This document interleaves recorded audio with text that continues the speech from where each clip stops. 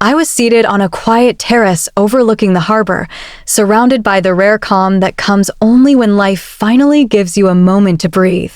It was my first real vacation in 5 years.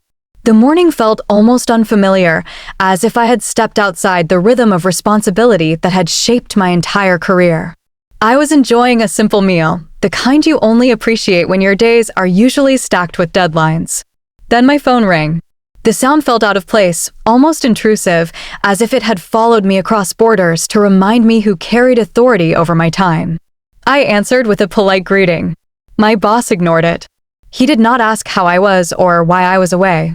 He launched into accusations with a voice loud enough to turn heads around me. He called me lazy. He claimed I had been overpaid for years. He insisted my absence was evidence that I no longer cared about the company. Before I could respond, he announced that my position had been terminated and that security would collect my belongings. The call was abrupt and final, delivered with a satisfaction that revealed more about him than about my performance. The humiliation settled like a weight in my chest. People nearby had heard every word. I felt their eyes shift between sympathy and disbelief. I did not defend myself. I did not recount the years of extra hours or the crises I had helped them avoid. I simply lowered the phone, breathed slowly, and looked at the man seated across from me. He raised an eyebrow. I laughed softly. I did not know it yet, but that call had just ended their control, not my career. The terrace had returned to its quiet rhythm, yet something in the air felt different. I shifted my attention to the man seated across from me, a man I had met only the evening before through a mutual acquaintance. He had remained silent throughout the call, not out of discomfort, but out of a type of patience that belongs to people who never rush to show their position. He rested his glass on the table and studied me with an expression that carried neither sympathy nor surprise. It was as if he had already expected the outburst I had just received. I realized I knew very little about him, yet he carried himself with an ease that suggested he understood far more than he revealed. There was something familiar in the way he watched the room, something precise and intentional. When I mentioned the company I worked for, he nodded in a way that made it clear he understood its culture. He even referenced a recent decision from our leadership that had caused internal tension, a detail that only someone deeply informed would know. He did not attempt to reassure me. He did not offer dramatic advice or quick solutions. Instead, he allowed the silence to settle, giving me space to process what had just happened. There was no judgment in his eyes, only a quiet curiosity. After a moment, he leaned forward as if measuring my reaction rather than the situation itself. He asked one simple question. It was not about my achievements or my title. It was about the choice I would make after being treated without dignity. That question told me everything about who actually held power. The waiter had just cleared the table when the man across from me folded his hands and spoke with a calm that contrasted sharply with the chaos of the call I had received earlier. There was no urgency in his voice and no attempt to take advantage of the moment. He simply remarked that the situation revealed more about leadership culture than about my value. His tone carried neither pity nor excitement. It carried precision. He outlined observations about the industry, the shifts happening within it, and the type of professionals who would thrive in the coming years. His knowledge was not theoretical. It was lived experience. He did not present a dramatic opportunity. He presented structure. He described a project he was assembling, the kind that required judgment shaped by years of pressure, not speed. There was no flattery. He did not call me exceptional. He explained the responsibilities with clarity and the expectations with respect. The offer was not framed as a lifeline, but as an invitation to reconsider how I wanted the next stage of my career to feel. I listened carefully, aware that moments like this are never about emotion. I hesitated, not from fear, but from a deep understanding that decisions made in humiliation often lead to regret. I thought about the years I had spent stabilizing teams, guiding younger staff, and carrying responsibilities that never made it into performance reviews. I thought about the call that ended without gratitude. Then I thought about the man who now offered possibility without pressure. I accepted only when I felt alignment, not relief. I understood this was not rescue. It was repositioning. I did not gain a job. I gained positioning. While I remained on vacation, the atmosphere inside my former company began to shift in ways no one wanted to acknowledge. At first, my absence was treated as an inconvenience that would resolve itself. They assumed I would call back before the day ended, ready to explain, ready to apologize, ready to reclaim the role they believed defined me. When no message arrived, tension surfaced behind closed doors. Managers exchanged quiet conversations that never appeared in official reports. They reviewed schedules and realized I was tied to decisions that no one else had prepared to handle. As the week continued, delays emerged in areas that had always relied on steady oversight. A client meeting had to be rescheduled because no one possessed the background notes I usually maintained. A budget revision stalled when the numbers no longer matched the timelines I had created. Each unresolved item exposed gaps that had been invisible when I was present every day. Nothing dramatic occurred, yet the small interruptions started forming a pattern that could not be ignored. Inside the leadership circle, explanations began to circulate. The blame never touched the decision to fire me. Instead, they blamed shifting priorities, seasonal pressure, and unstable markets. The narrative slowly adjusted to protect egos.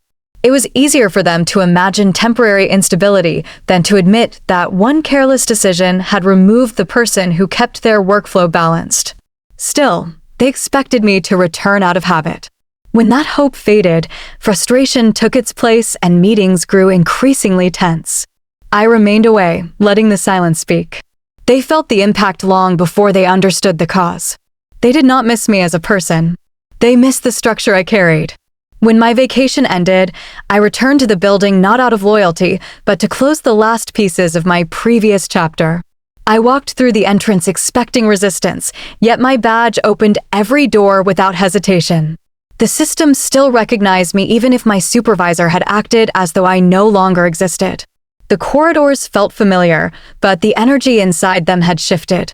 People who once spoke casually now greeted me with measured tones, unsure of what I knew or what I planned to do next.